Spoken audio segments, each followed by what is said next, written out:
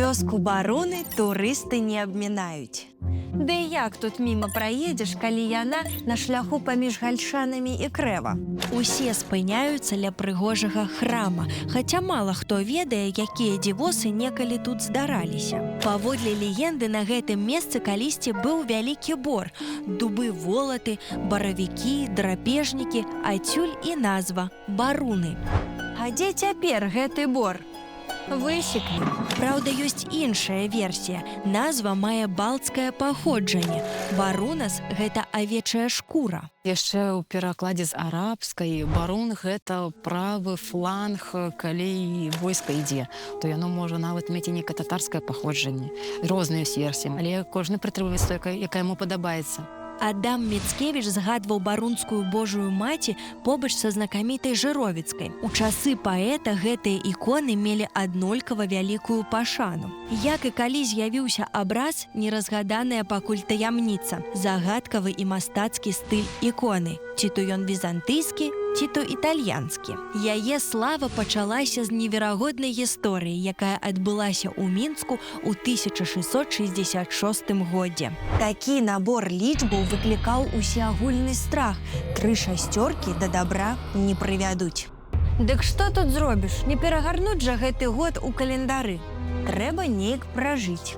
Мінскі манах-базыльянін Язафат Бражыц заклікаў мясцовы люд у забабоны не верыць, а ўсю надзею ускласці на Бога і ягоную маці.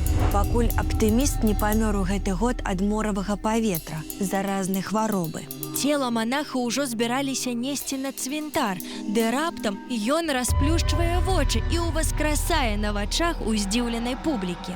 Бражыц тлумачыў: гэта Божая маці вярнула мяне з таго свету, каб я мог працягваць сваю місію. І гэты цуд здзейснены праз той абраз Божай маці, які я заўсёды маю з сабою. Уваскрослы пражыў яшчэ амаль 20 гадоў, стаў ігуменам манастыра ў Полацку ля святой Сафіі. Перад смерцю Бражыц падарыў ікону свайму крэўнаму Мікалаю Песляку, і той паабяцаў, што знойдзе для рэліквіі годнае месца. Ды ў шляхціца іншых справаў хапала. Ён схаваў абраз у куфар і забыў пра яго. Раптам Песляк моцна захварэў, нават ужо з жыццём развітаўся. І тут яму прыснілася Божая маці ды спытала: «Чаму ж ты не стрымаў слова? Хачу, каб людзі, якія просяць майго сына аб дапамозе ў жыцці, атрымалі яе праз гэты мой абраз». Дзядзька хутка стаў на ногі і пачаў дзейнічаць. Наняў 3 майстроў, каб тыя усталявалі крыж у яго валоданнях на шляху з гальшанаў у крэва. А на тым крыжы ён змясціў абраз. Той крыж быў усталяваны не на тым месцы, дзе захацелі, не на перакрыжаванне дарог, а на тым месцы, дзе ўказала Божая маці. І тут здарыўся цуд. Калі майстры працавалі, адзін цвік упаў, падняў яго сляпы жабрак, які праходзіў побач, і адразу зрабіўся ведушчым. А нямая і кульгавая дзяўчына, якую замуж ніхто не браў, праз заступніцтва Божай маці сталася красуняй з прыемным голасам. Высокія саноўнікі ў гэтыя цуды спачатку не паверылі і накіравалі ў баруны інспектараў, каб усё спраўдзіць. Рэвізоры апыталі сведкаў. Людзі пад прысягай сведчылі збаўленне ад невылечаных хвароб, цудоўным аздараўленні, нават у васкрашэнні памерлых. Хутка пра гэтую ікону мясцовыя распавядалі адзін аднаму на кірмашах і ў корчмах, а да сціплай прыдарожнай каплічкі пацягнуўся люд са сваімі просьбамі. Ішлі і ў снег, і ў дождж, і ў спёку. Песляк у 1692 годзе збудаваў храм, праўда, пакуль з дрэва. А вакол яго сталі сяліцца людзі. Многія хацелі жыць побач з гэтым святым месцам. Цуды, атрыманыя праз пасрэдніцтва іконы Божай маці, былі апісаныя ў асобнай кнізе. Іх там амаль 5000. На пачатку 18 стагоддзя зноў наступілі часы ліхалеццяў. У вайну са шведамі храм згарэў, а вось абраз уратавалі жаўнеры вялікага княства. Калі войны сціхлі, у барунах пачалося грандыёзнае будаўніцтва. будаўніцтва. У мястэчка прыехаў вядомы дойлід Аляксандр Асікевіч. Ён і сам быў манахам, а таму ведаў, як выявіць памкненне да нябёсаў у камяні. Перабудаваны ім касцёл у Дятлаве выдатны ўзор тутэйшай версіі барока, якое называюць віленскім. Але гэтым разам Асікевіч адышоў ад шаблона. Замест аднолькавых дзвюх вежаў ён збудаваў дзве розныя. Кажуць, калісьці ў вежы званіцы быў сапраўдны механічны гадзіннік. А гэта сведчанне заможнасці. Ва ўсе часы гадзіннік забаўка не танная. Скончылі працы толькі ў 1750-е, а інтэр'еры яшчэ праз 20 гадоў. Ды пагадзіцеся, высілкі таго каштавалі. Пакуль будавалі храм, вакол яго бы на дражах расло мястэчка. Яшчэ ў 1705 годзе бароны атрымалі магдыбургскае права. Болей за тое, у цэнтры баронаў нават з'явілася кавярня. Гэта была звычайная драўляная хата, але ж каву гаспадар з гаспадыняй варылі сапраўдную. Да яе падавалі калачы, абаранкі і малако. Бароны сталі цэнтрам жыцця, куды адусюль сцякаліся людзі. Хто ў пілігрымку да іконы, а хто і на гандаль. А вось моладзь з розных куткоў рушыла сюды па асвету. Яшчэ ў 1700 годзе манахі-базыльяне заснавалі ў баронах школу. Амаль праз стагоддзе яна зведала свой росквіт. Базыльяне перахапілі эстафету ў езуітаў пасля таго, як іх ордэн быў скасаваны. Слынны паэт Уладзіслаў Сыракомля пісаў: «Нашых дзядоў сцябалі езуіты, бацькоў секлі айцы піяры, а наше пакаленне паспытала базыльянскай розгі. Але няхай манахам за гэта нябёсы аддзячаць. Лупцавалі яны, калі было за што, любілі дзяцей сардэчна і шчыра, старанна настаўлялі іх у навуцы і веры. Багаты плён прынесла нашаму краю і хруплівая апека».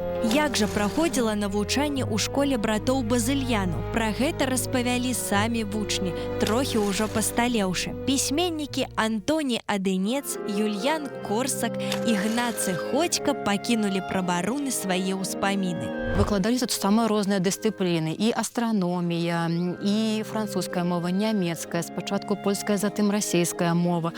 Выкладаліся і аграномія, біялогія, гэтак далей, самыя розныя навукі. Адукацыя была вельмі якасная.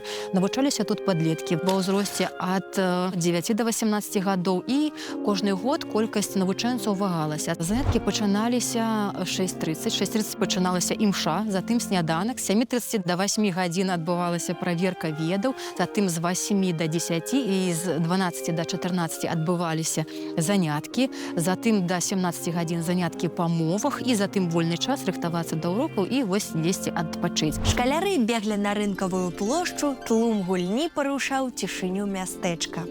Забавы былі такімі самымі, як і цяпер. Зімою ў снежкі, калі цёпла, у вайнушку. Хлопчыкі!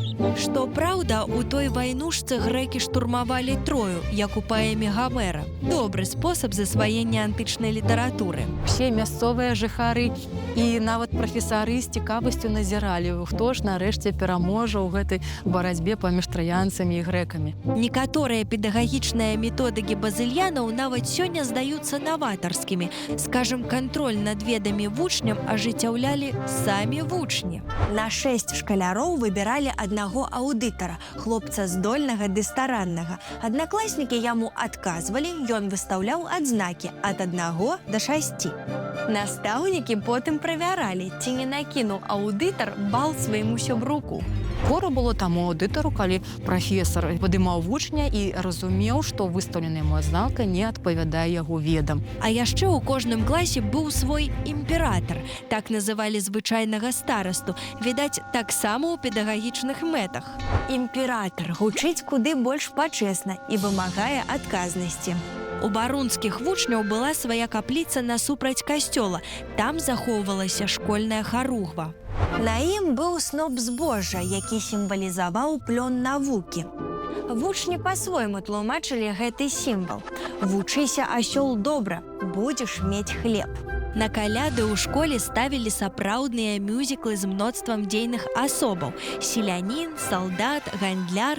Там былі і прачулыя духоўныя вершы, і заліхвацкія гумарныя песні. Калі навукоўцы знайшлі ў архівах барунскія святочныя маналогі, гэта стала сенсацыяй. У сярэдзіне 18 стагоддзя ў час панавання пальшчызны з'явілася цэлая нізка беларускіх вершаў, поўных сакавітых народных слоўцаў.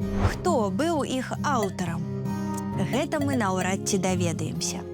Хутчэй за ўсё, вучні складалі тыя куплеты разам з настаўнікам Нікадзімам Грыневічам. Строгія айцы базыльяне ў вольны час ад заняткаў былі не супраць пажартаваць. У 1833 годзе баронская базыльянская школа і разам з ёй базыльянскі кляштар былі скасаваны. Гэта традыцыя навучання, яна адсюль нікуды не дзелася. Нават мясцовыя сяляне умелі пісаць, чытаць. Існаванне той баронскай базыльянскай школы надоўга-доўга сказывалася. Зноў беларуская мова загучала ў гэтых мурах у 1920-м. У былой базыльянскай школе адкрылася настаўніцкая семінарыя, якая рыхтавала педагогаў для пачатковых школ.